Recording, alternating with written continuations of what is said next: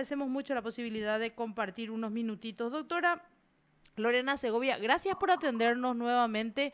En estos días estaba, me imagino, bastante apremiada por los compromisos, pero quedó pendiente conocer detalles acerca de lo que fue este evento en el cual usted nos planteaba que se está analizando la posibilidad de buscar medidas menos gravosas con respecto a las mujeres y de hecho, su participación y responsabilidad en hechos como sería el tráfico. Doctora, buenas tardes.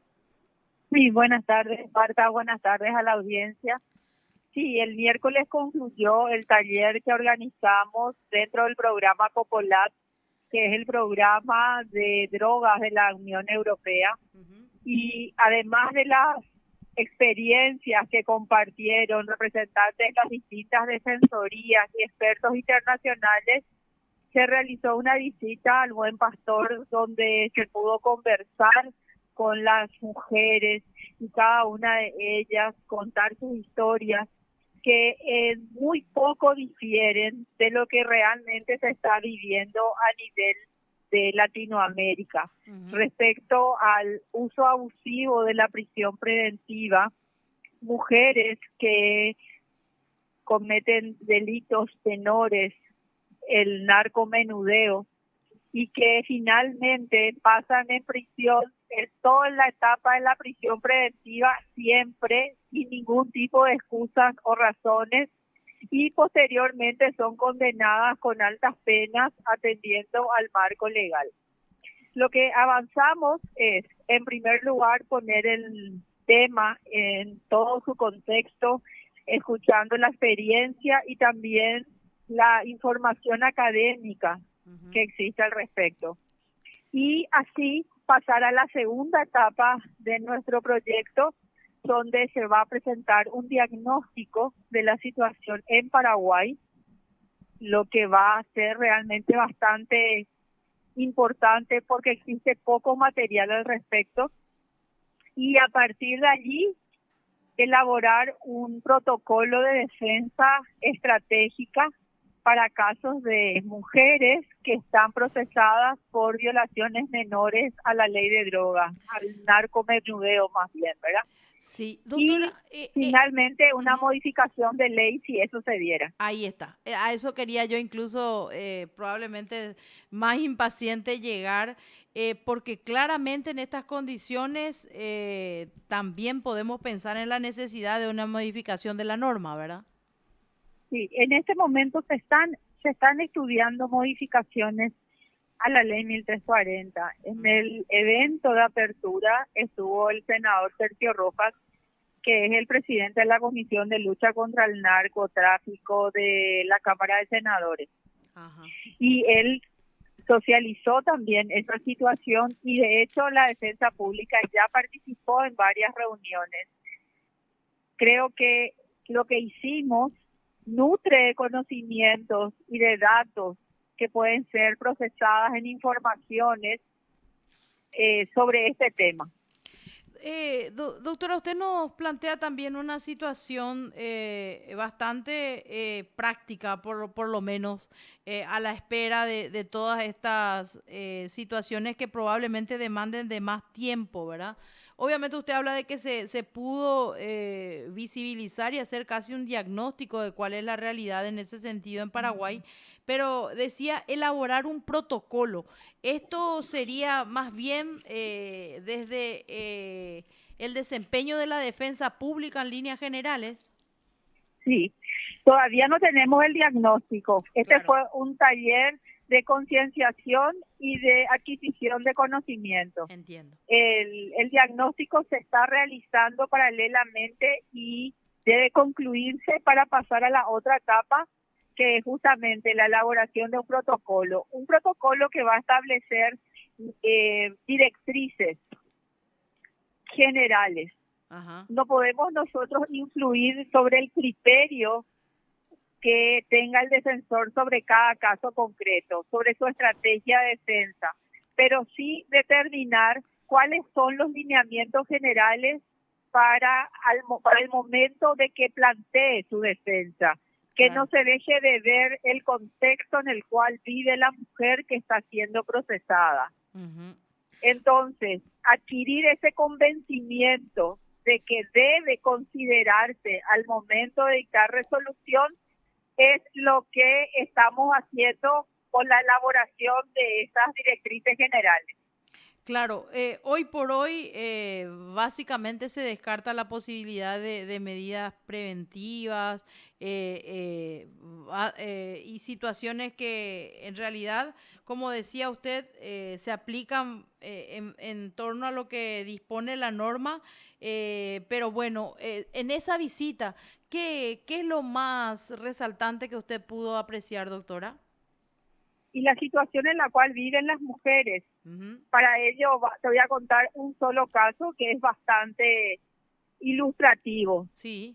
Una mujer condenada, de lo cual ya cumplió 6 años de prisión por una cantidad de 8.5 gramos de una droga que fue detenida al momento de pretender introducir esta droga a una penitenciaría. Esa cantidad implicó que ella tenga una condena muy alta. Ajá. Entonces, esa mujer a la vez era madre de 5 hijos. 2 de ellos, que son niños, con los cuales hace 1 año y medio no tiene ningún tipo de vínculo porque el padre se niega a llevarle a la penitenciaría a verle a la madre. El Oye, más pequeño que vive con ella en la penitenciaría y que ya tiene la edad para salir, ya no se puede mantener dentro y deberíamos ver dónde dejar a ese niño, perdón. No ah, puede ser con su madre porque la madre de la señora ya murió el año pasado y ella no tiene otro familiar, con lo cual el niño más pequeño de 5 años posiblemente tiene que pasar a un hogar. De los hijos mayores, uno está en la cárcel porque en forma reincidente cae en hurtos, porque no tiene habilidad para ningún tipo de actividad profesional. Y el otro hijo murió dentro de una gresca. Entonces, tenemos que evaluar cuál realmente es el impacto de una mujer privada de libertad por pretender introducir una cantidad exigua de droga, que es un hecho punible, pero que finalmente esta mujer, su prisión o su privación de libertad impacta en la vida de la sociedad mucho más que con su prisión. Porque 2 hijos mayores sin ningún tipo de vínculos, uno fallecido y el otro en penitenciaría, 2 niños criándose con la madre, un quinto niño que tiene que enfrentarse a la realidad de tener que separarse de la madre y que ha estado con ella en prisión todo este tiempo. Entonces, esas son las consideraciones que no podemos dejar de considerar al momento de asumir la defensa de una mujer.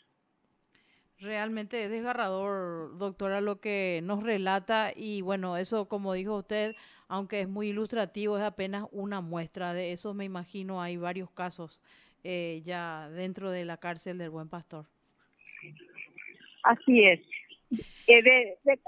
Todas las mujeres privadas de libertad, el 44% corresponden a mujeres que han cometido un hecho punible referido a la ley 1340. Y esas mujeres no son las narcotraficantes. Es cierto, son mulas, son madres, son cónyuges, son convivientes.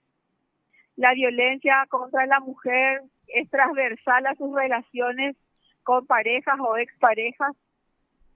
La pobreza, la exclusión. No se trata de que no cumplan con una pena, porque si transgredieron la ley deben cumplirla. Ahora, es razonable, es proporcional la pena que se aplica considerando la situación de estas mujeres. ¿Es acaso necesario siempre la prisión preventiva, aun cuando la expectativa de pena sea alta? Cuando que esas mujeres permanecen simplemente trabajando para mantenerle a sus hijos. El hecho de la maternidad es muy importante en las mujeres privadas de libertad porque en más del 80% son madres y tienen hijos, o con ellas en las penitenciarías o fuera de las penitenciarías. Qué bárbaro. Bueno, la verdad no hay mucho que agregar a todo esto. Sí, obviamente la intención y la expectativa de que pueda revertirse eso en un plazo breve, doctora. Pero bueno, me imagino que conforme después de este importante evento que claramente trata de revertir este tipo de situaciones y esperemos que desde el Ministerio de la Defensa Pública sea posible, doctora. Ujú, ujú. Yo creo que sí, porque el primer paso es poner el tema en el tapete, Absolutamente. empezar a hablar, empezar a reflexionar, y no solamente con la defensa pública, sino con todos los integrantes del sistema. Bueno, y qué bueno que también ya están analizando la posibilidad de modificar la ley 1340 en estas condiciones. Muchísimas gracias, doctora, por todos los detalles. Como le decía, vamos a seguir muy atentos a lo que pueda acontecer porque lo que nos explicaba es realmente grave y es muy importante ir dimensionando el impacto que tiene. En realidad, estamos hablando de una exclusión que alcanza incluso hasta a varias generaciones de las personas condenadas a por este tipo de hechos, así que es realmente importante. Nuevamente, gracias, doctora, por brindarnos Gracias, datos e Marta. información. Muy amable. Hasta luego. Usted está escuchando PDS.